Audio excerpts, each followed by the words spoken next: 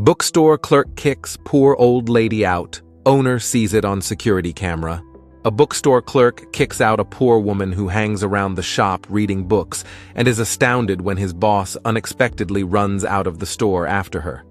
Before the video starts, please subscribe to join our community. Your support helps us grow, and hit the notification bell to stay updated with our latest content. Jeff Gordon was thinking about asking his boss for a raise. He'd been at the bookshop for over 3 years, and he felt it was time Mr. Tyrrell showed his appreciation. He's hunted and hunted, but no cigar.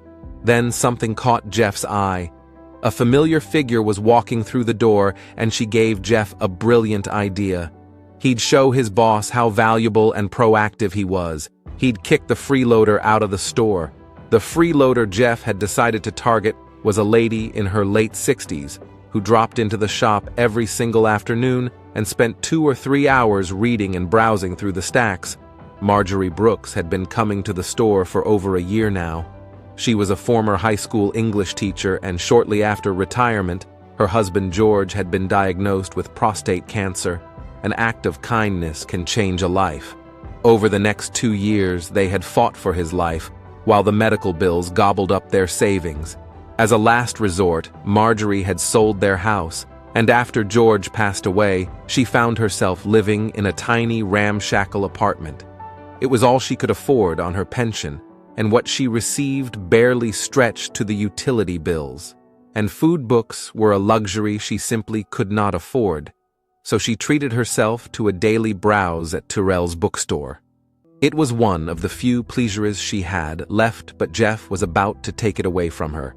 Marjorie was leafing through a fascinating treatise on late Gothic architecture when Jeff walked up to her. "Excuse me, ma'am," he said crisply. "I see you're a frequent visitor, and I wanted to recommend—" Marjorie turned to him with a sweet smile. "Yes?" she asked. "I recommend that you get out and stay out before I call security," Jeff yelled. Marjorie gasped and blushed. Several of the other customers were staring. "I don't understand," she whispered. "Can you even afford to buy a single magazine?" asked Jeff scornfully. "I bet you buy cat food so you can have a solid meal." Marjorie's eyes filled with tears. She drew herself up. "Young man," she said with quiet dignity, "I'm old enough to be your mother, and I ask you to treat me with respect." "Respect?" sneered Jeff. "I have no respect for freeloaders. Go find somewhere else to hang out, like the train station. Maybe you can pass the hat around. You'll get nothing here." "I'm not a beggar," Marjorie cried. "All I do is look at the books and put your dirty hands all over them," Jeff said viciously. He was about to say more, but Marjorie had had enough. With a soft cry of distress, she ran out of the store. It was at that moment that Mr. Tyrrell ran in from the back office. "What do you think you're doing?" he asked Jeff angrily. "I've been watching you on the security camera, and your behavior is disgraceful. You're fired." Leaving Jeff staring after him, Mr. Tyrrell ran out the door and down the street after Marjorie. "Wait!" he shouted. "Please wait!" He caught up to Marjorie and touched her arm. "Please, I'm so sorry. I'm the owner of the store, and I've just fired the man who insulted you. I want you to come back every day if you want." Marjorie wiped her eyes and smiled. "Yes, I do love books."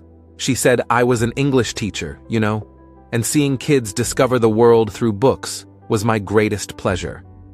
I'm retired now, and this is my only pleasure. To tell you the truth, it's my only escape." Mr. Tyrrell looked at Marjorie, and he had an idea. "How would you like to work for me?" he asked. "I want to put in an armchair in the children's section, and I want you to come in every afternoon and read stories for the kids, get them to fall in love with books. What do you think? In this era of social media and video games, I think interaction is something they'd love." Marjorie started crying. "Do you mean it?" she asked. "I'd be talking and teaching again?" "Yes," said Mr. Tyrrell happily. "And of course I'll pay you a decent salary." "But please," Marjorie said, "please don't fire that boy. I can't stand the idea of him losing his livelihood over me." Mr. Tyrrell reluctantly agreed to keep Jeff on, and he took Marjorie back to the store. "Jeff," he said coldly, "Mrs. Brooks had asked me not to fire you, but one chance is all you get. This lady will be working with us, and you will treat her with the utmost respect." Mr. Tyrell set up a cozy corner of the bookstore for Marjorie with a pretty armchair and colorful footstool for the kids. Her story, time every afternoon, became a favorite with children and their parents. Marjorie's salary from the bookstore allowed her to live in greater comfort, and she was constantly surrounded by her beloved books. As for Jeff, he was a changed young man, and he became one of Marjorie's greatest admirers. What can we learn from this story? Show respect to everyone you meet, so that people will respect you too. Jeff was arrogant and disrespectful to Marjorie, and it nearly cost him his job. An act of keenness can change a life. Mr. Tyrell's keenness gave Marjorie a new lease on life and an opportunity to make a difference.